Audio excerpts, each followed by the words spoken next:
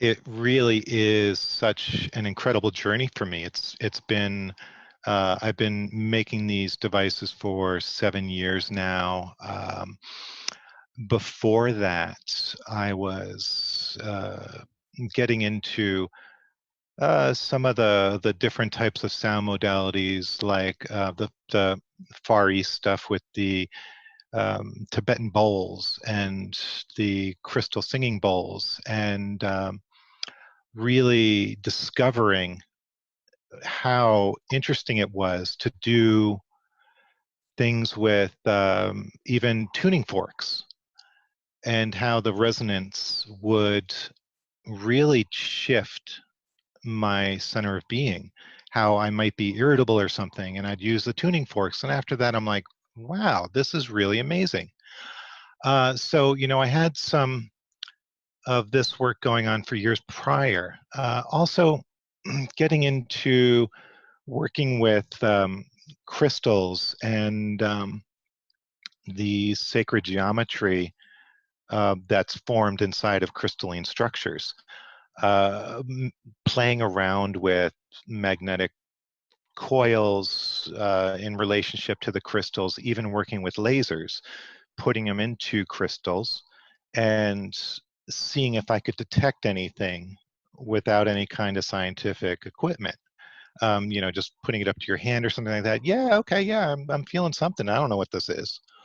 Um, and in doing my daily meditations, I'd ask a question or something like, I really want to learn more about this. I really want to discover more. And through the quieting of my mind, these breadcrumbs of information would lead me. I'd go to the library and I'd stumble upon a book that would help me with laser or sound or whatever it may be. Um, Getting into binaural beats was so fascinating as well, which is this um, science of using sounds in the left and right hemisphere of the brain and just minutely changing them enough that the left and right hemisphere have to continually cross-check each other until the point where it just gets worn out and it's like, oh my God, I'm so tired from doing this. Um, and so, all this background led me to uh, helping myself start to create one of these. Now, really, when it took off was when um, I went on to this crystal healing bed called a Jhana God bed, and I think this is 7 or 8 years ago in Hawaii, and there was all this magical hype and everything about it. And my friends were like, "Oh my God, this is amazing! You have to go and try it." And I'm like, "Okay, cool." And I'm laying on it, and there's these crystals that are suspended above your body at specific points, your heart, your throat, your forehead, things like that, and they're sending light through the crystal into your body. Now, because it's not a magnifying lens, it's not super precise. It's going to do a little bit of that, but my mind starts going in circles and circles and circles, and I'm like, this is great. I'm not feeling what they're feeling, and I want to up level it. I can feel something here, but I really want to up level it. I want to bring in sound. I want to add lasers, because why not? Lasers are so cool. Um, and all these different things. So once I put that into the field of, yes, I want to start creating these, it wasn't 3 or 4 months later that I had my first uh, rough system made. And I started creating all the music files for it, and the waking up at 3 o'clock in the morning because I had this impulse to keep going or look something up. So it was eventually this long process that brought me to what we have now, and one of the systems that you guys are using. And it really is a culmination of sound, of light, of magnetism. And I feel like sound, light, magnetism are such fundamental parts of how our body interprets vibration. Our eyeballs are interpreters of vibration.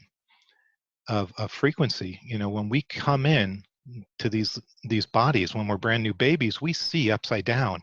Our brains need to interpret and learn how to see things correctly. No wonder these guys are screaming when they come in. Um, so, you know, our auditory, we are interpreters of sound. And we have a certain amount of frequency from 20 hertz to 20 kilohertz that we hear. And so our bodies are receiving this through our ears, interpreting this as a frequency, a vibration, and we're saying, okay, yes to this or no to this. I like this, I don't like this. Um, it's interesting to note that, you know, our ears hear a certain portion. Now, whales hear another 60% more. So they're out singing happily, and we're like, I have no idea what you're hearing. I don't hear anything. Or, you know, the kids in school will have a very, very high-pitched ringtone that the adults can't hear, which is just so fun. Yeah, that always gets people. You could play that prank, right? I'm holding it up, it's going, you must be old, and nothing's going on, and Hmm. everyone thinks they're old. Yeah, I used to pride myself in having such acute hearing, and now I'm like, well, I hear what I hear. We all age. Yeah, it's beautiful though. Um, and magnetism, it's such a fascinating um, part of science. It's something that we don't truly understand. We understand some fundamental basics of it, you know, the positive and the negative, the repulsion, the attraction, but we can't see magnetism. We can see the effects of magnetism. We can see when we put a magnet up to something, it'll snap in place. We can see that.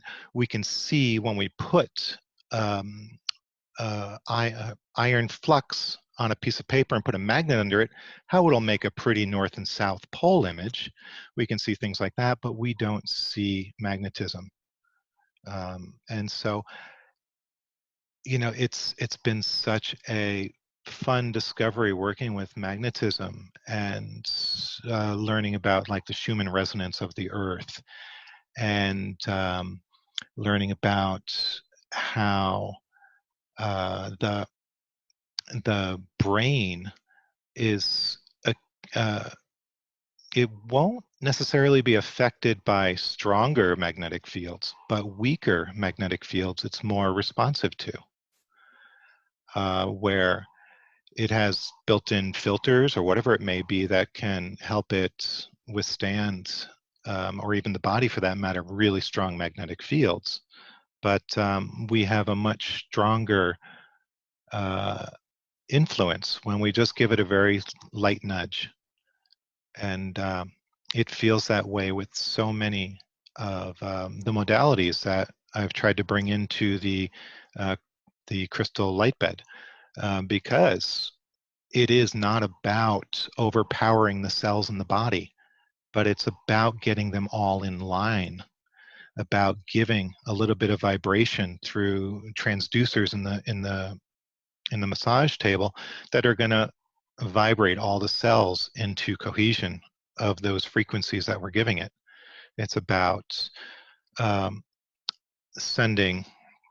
By the way, this is one of the crystals that we use in the systems, and you know these crystals are sitting in holders that have the magnetic field. They also are using light, and we've also introduced a full spectrum light now, which is part infrared and part ultraviolet. And we've found that the infrared and the ultraviolet create faster states of change within the cells. The ultraviolet allows the cells to shift very quickly, but the infrared soothes the cells back down. So it's a very good synergistic effect.